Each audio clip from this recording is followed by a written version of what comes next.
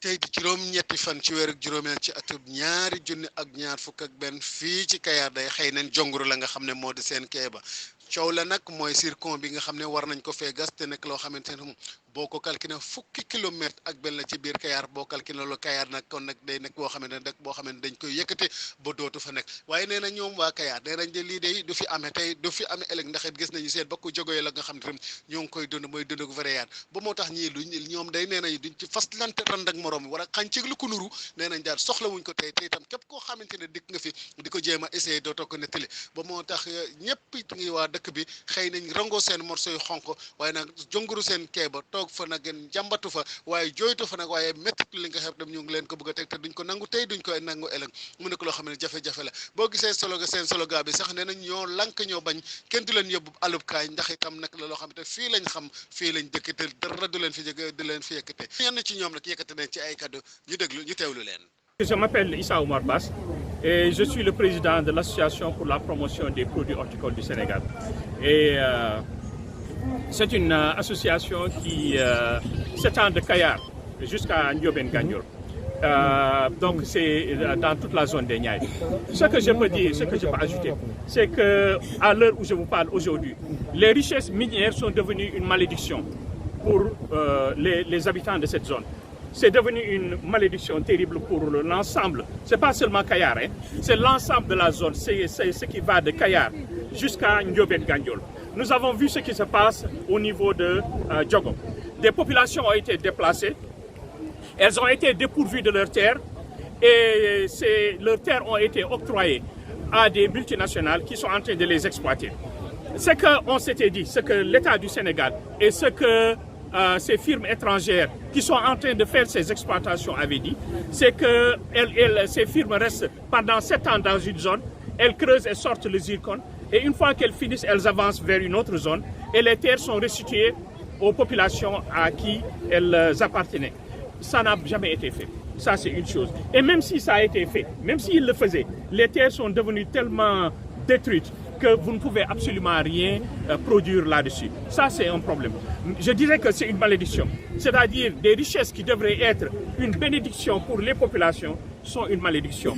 On s'apprête à déguerpir les populations de Kayar, comme on l'a fait à Diogo, pour prendre ces terres et les donner à des firmes étrangères qui vont exploiter le zircon. Nous avons en face de nous le pétrole, nous avons en face de nous le gaz. Quand ces populations vont être déguerpies, ceux qui vont venir habiter ici, ce sont des étrangers parce qu'il n'existe pas au Sénégal les compétences ou les moyens financiers pour exploiter le zircon, pour exploiter le pétrole ou bien pour exploiter le gaz. Donc ceux-là qui vont venir exploiter le gaz, le pétrole et le zircon, ils vont occuper cette zone-là. Tout à l'heure évoqué Diogo. Oui. Est-ce que le combat de Kayar n'est pas un combat de balance? Parce que MDL continue toujours d'exploiter à Diogo. Vous savez, quand le combat était en train d'être mené à Diogo, ici au niveau de Kayar ou dans d'autres zones, dans la zone des Niayes, on n'a pas fait assez d'efforts pour les soutenir dans le combat. Aujourd'hui, ce n'est pas la même chose. Ce n'est pas la même chose. Aujourd'hui, ce qui se passe au niveau de Diogo, ceux-là qui sont ici le savent. Et ceux qui sont à Lompoul, demain, peut-être après-demain, vous devez venir à Lompoul. Ce qu'on est en train de faire ici aujourd'hui, c'est ce qu'ils vont faire à Lompoul. Pourquoi? Parce que c'est la même chose. On s'apprête à prendre Lompoul. On s'apprête à prendre la plage de Lompoul pour en faire un port. Au détriment, sans consulter les populations. Donc il y a une mobilisation aujourd'hui, que ce soit à Lompoul, que ce soit à Mboro. Mboro, c'est la catastrophe aujourd'hui. Ils sont en train de prendre les terres. L'État interdit aux populations de construire même une chambre dans leur propre maison. Vous n'avez pas le droit de construire, vous n'avez pas le droit de construire même dans votre maison, sans demander la permission. Ça vous surprend, mais je vous prie d'aller là-bas et demander, parler aux populations. Vous verrez que ce que je vous dis est vrai. Maintenant, ça, on a le problème que les gens sont en train de vivre aujourd'hui à Diogo, ceux-là qui sont aujourd'hui à Kayar le savent. Donc en résumé, c'est la zone des Niayes qui est menacée. C'est la zone des Niayes toute entière parce qu'il y a des richesses qui devaient être une bénédiction qui se trouvent être aujourd'hui une véritable catastrophe, une malédiction pour les populations. Vous êtes une organisation, tout le monde vous connaît au Sénégal, mais aujourd'hui, est-ce qu'il ne faudrait pas saisir plus de droits? Il y a les voies légales, il y a la société civile qui est là, il y a l'État. Nous sommes la société civile, on ne nous écoute pas. Il est de la société civile. il a dirigé l'organisation ici de producteurs agricoles pendant des dizaines d'années. Il sait que dans une situation pareille, ne serait-ce que pour des raisons de communication, on aurait dû voir le ministre des Mines ici. On ne l'a pas vu. On aurait dû voir le ministre de l'Environnement. Il n'est pas là. J'ai envoyé 4 lettres de demande d'audience au ministre de l'Environnement. Il ne m'a pas répondu une seule fois. Le ministre du Commerce, je lui ai envoyé 4 lettres de demande d'audience. Il n'a pas répondu. Le ministre de l'Agriculture, la même chose. Parce qu'il n'aime pas que l'on aborde ça. Et les autorités locales comme les préfets, les sous-préfets et les maires? Leur capacité d'entreprendre des actions si limitées, ils ne font qu'exécuter. Aujourd'hui, personne n'accepte, au niveau de l'État, au niveau de l'administration, personne n'accepte de parler du problème du périmètre de restauration ou bien du problème de zircon, ou bien il ne parle pas. Il ne parle pas de ça. Le ministre des Mines aurait dû venir ici, ne serait-ce que pour communiquer avec les populations et expliquer voilà pourquoi nous voulons faire ça et voilà ce que vous devez attendre de ça. Il n'est jamais venu ici.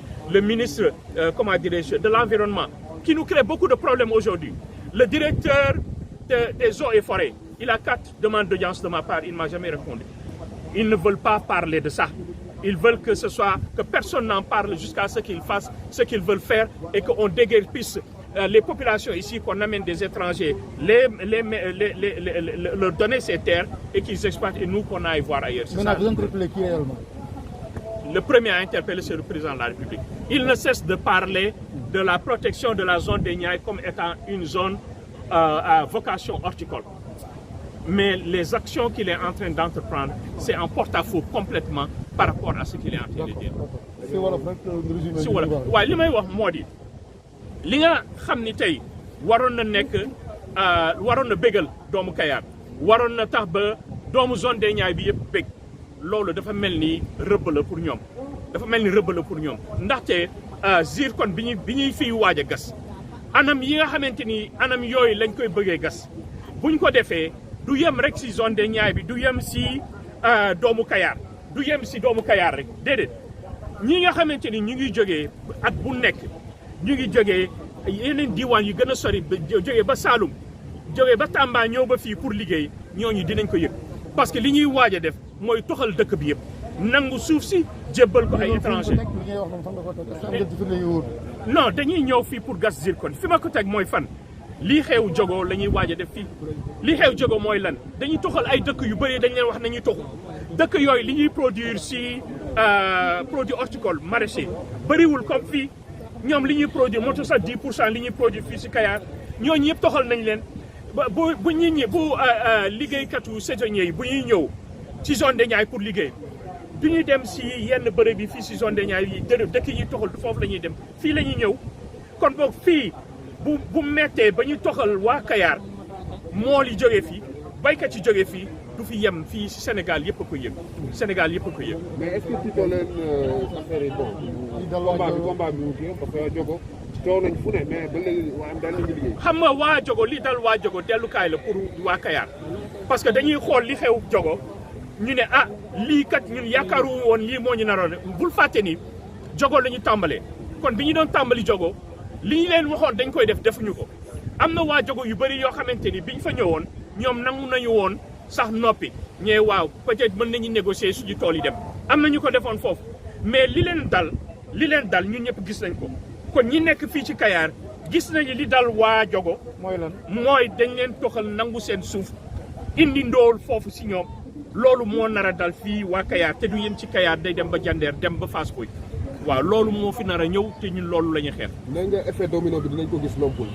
Lompoul xam nga Lompoul fi mu nekk nii ñu ngi wax ni dañu ko bëgg a def benn port lañ fa bëgg a def léegi xam nga alal ju mel nii buñ ko gisee si suuf vraiment dafa war a feeñ ci population bi mais amul benn commune bu si bénéficier amul benn famille bu ci bénéficier léegi ci waa Lompoul dañ leen di bëgg a toxal foofu pour def fa port.